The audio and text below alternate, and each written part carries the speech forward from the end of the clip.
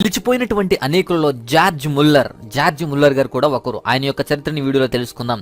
ఈ George Muller గారు 1805 September 27వ తేదీన జోహన్ మరియు సోఫీ అనేటువంటి దంపతులకు జన్మించారు. జోహన్ అండ్ సోఫీ. ఇతడు పుట్టింది జర్మనీలో.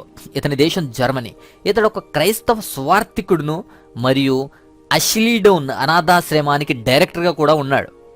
ఈ ఆశ్రమం ఇంగ్లాండ్ దేశంలో బ్రిస్టల్ అనేటువంటి ప్రాంతంలో ఉంది.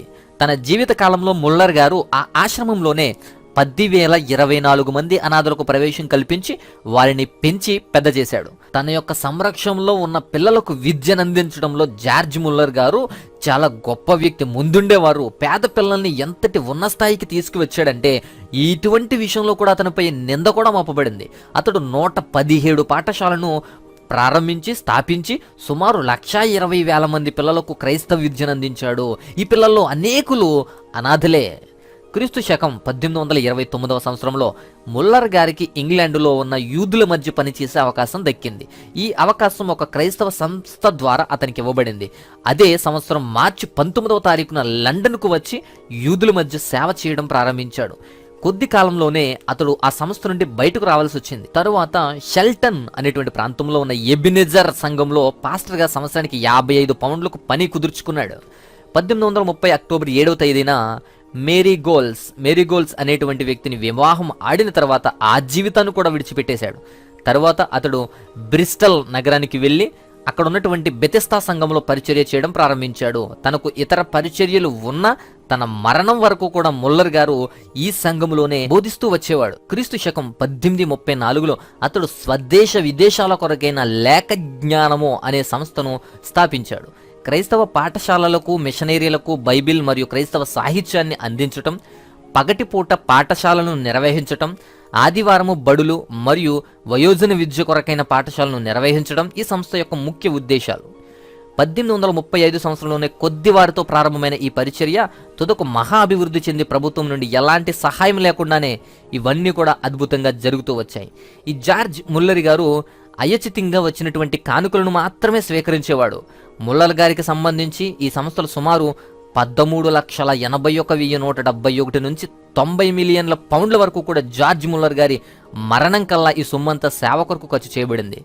అనాథాశ్రమాల కొరకు ఆర్థిక సహాయం చేయటం, 2,85,408 బైబిళ్లను, 14,59,506 కొత్త నిబంధనలను పంచిపెట్టుకుంటూ ఈ ధనం వాడబడింది. ప్రపంచంలో విశ్వాసంతో సేవ చేస్తున్న హాడ్సన్ టేలర్ వంటి ఇతర మిషనరీలకు జార్జ్ గారు ఆర్థిక సహాయాన్ని అందించేవారు. ఆ పని ఎప్పటికీ కొనసాగుతూ ఉంది. డబ్బు విషయంలో ముల్లర్ గారు ఎంతో పారదర్శకంగా ఉండేవాడు. దాతలు ఇచ్చిన ప్రతి విరాళాన్ని కూడా పుస్తకంలో వ్రాసి పెడుతూ ఆ విరాళం తనకు అందినట్లుగా రసీదును కూడా అతనికి పంపించేవాడు. ఎప్పటికప్పుడు తాజాగా నివేదికలు సిద్ధం చేసి దాతలకు పంపించేవాడు. ఈ పద్ధతి దాతలకు సంతృప్తికరంగా ఉన్నందున ఆశించిన దానికన్నా ఎక్కువ విరాళాలు వచ్చేవి. ఈ జార్జ్ ముల్లర్ గారు తన చేయి చాచి విరాళాల కొరకు ఏ వ్యక్తిని కూడా అడిగినటువంటి దాఖలు లేవు. తాను ఎవరిని అడగకుండానే వచ్చినటువంటి విరాళాలతోనే ముల్లర్ గారు తమ జీవితాంతము వరకు కూడా సామాజిక మరియు ఆధ్యాత్మికమైనటువంటి సేవను జరిగిస్తూ వచ్చారు. ముల్లర్ గారు తన జీవితంలో అనాథాశ్రమాల కొరకు ఎవరిని డబ్బు అడగలేదు, ఎక్కడ అప్పు చేయలేదు. 5 అనాథాశ్రమాలను నిర్మించడానికి సుమారు 1,00,000 పౌండ్లు అవసరమైనందున అతడు ఎప్పుడు కూడా ఎవరిని కూడా ఏమీ కూడా అడగలేదు. అక్కడి అనాథ పిల్లల్ని దేవుడు ఆశ్చర్యంగా పోషిస్తూ వచ్చేవాడు. అనేక సందర్భాల్లో పిల్లలు భోజన సమయానికి 2 గంటల ముందు కూడా వంటగదిలో ఏమీ ఉండేది కాదు. ఒకసారి ఏం జరిగిందంటే పిల్లలందరూ ఉదయకాల అల్పాహారానికి కూర్చున్నారు, కానీ వంటగది ఖాళీగా ఉంది. పిల్లలందరూ ప్రార్థించడం ముగించగానే ఎవరో తలుపు తట్టారు. చూసేసరికి ఒక బేకరీ వ్యక్తి పిల్లలందరికీ సరిపోయే తాజా బ్రెడ్లతో నిలబడి ఉన్నాడు. అదేవిధంగానే అదే సమయంలోనే పాలు అమ్మేవాడిని బండి అనాథాశ్రయం ఎదుటి వచ్చేసరికి మొర్రాయించి పాడైపోతూ ఉండేవాడు. అప్పుడు అతను స్వచ్ఛమైన ఆ పాలను ఆశ్రమంలో పిల్లలందరికీ కూడా పోసేవాడు.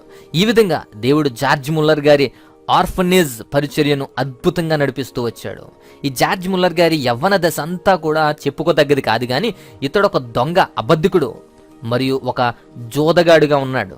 10 ఏళ్ల ప్రాయంలోనే అతడు తన తండ్రి వద్ద ఉన్నటువంటి ప్రభుత్వపు సొమ్మును దొంగలించడం మొదలుపెట్టాడు. అతడు 14 సంవత్సరముల వయసులో ఉన్నప్పుడు ఒకవైపు తల్లి చావు బ్రతుకుల్లో ఉంటే ఇతడేమో తన స్నేహితులతో కలిసి మందు కొడుతూ మద్యం సేవించి జోదమాడుతూ ఉండేవాడు. అప్పుడు ముల్లర్ గారి తండ్రి అతన్ని ఒక బైబిల్ కాలేజీలో చేర్పించాడు. అక్కడ అతనికి ఒక స్నేహితుడు పరిచయం అయ్యాడు. అతడు ముల్లర్ని బైబిల్ తరగతులకు, చిన్న చిన్న ప్రార్థనా కుడికలకు తీసుకెళ్తూ ఉండేవాడు. అక్కడ మోకరించి దేవునికి ప్రార్థిస్తూ ఉన్న ఒక సహోదరుని చూశాడు.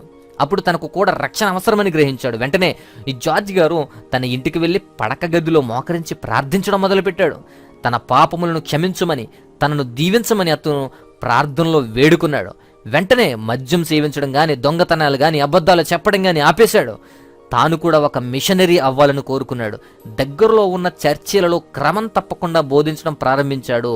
అలాగా ఇతర సంఘాలకు కూడా వెళ్ళటం, అక్కడ కూడా బోధించడం జరుగుతూ వచ్చింది. ఈ జార్జ్ ముల్లర్ గారు ఒక మంచి ప్రార్థనాపరుడని అతని జీవితంలో జరిగిన సంఘటనలను బట్టి నిస్సందేహంగా చెప్పొచ్చు. గంటల కొద్దీ సమయాన్ని ప్రార్థించటలోనూ, బైబిల్ పఠించటలోనూ, దేవుని సన్నిధిలో గడపటానికి కూడా ఉన్నందువలన దేవునితో అతడు విశ్వాసముగా బలపడుతూ వచ్చేవారు. తరువాత అతడు ఒక సంవత్సరానికి 4 సార్లు పూర్తి బైబిల్ని చదవటం అలవాటుగా చేసుకున్నాడు. ఇంగ్లాండులో ఉన్నటువంటి 3వ క్రొత్త అనాథాశ్రమంలో క్రీస్తు శకం 1898లో మార్చి నెల 10వ తారీఖున తన తుది శ్వాసను విడిచిపెట్టాడు. బైబిల్ చదవడం ఎన్నో పర్యాయాలు పూర్తి చేసి రక్షించబడి ప్రార్థనాపరుడే సుదీర్ఘ సంవత్సరాలు ప్రభువు కొరకు బ్రతికి నేను దేవుని దృష్టిలో చిన్నవాడిననే తగ్గించుకున్నటువంటి జార్జ్ ముల్లర్ గారి యొక్క జీవితంలో నీకు స్ఫూర్తి తీసుకొనగలవా? అటువంటి స్ఫూర్తి నీకు అనుగ్రహించబడుతుందా?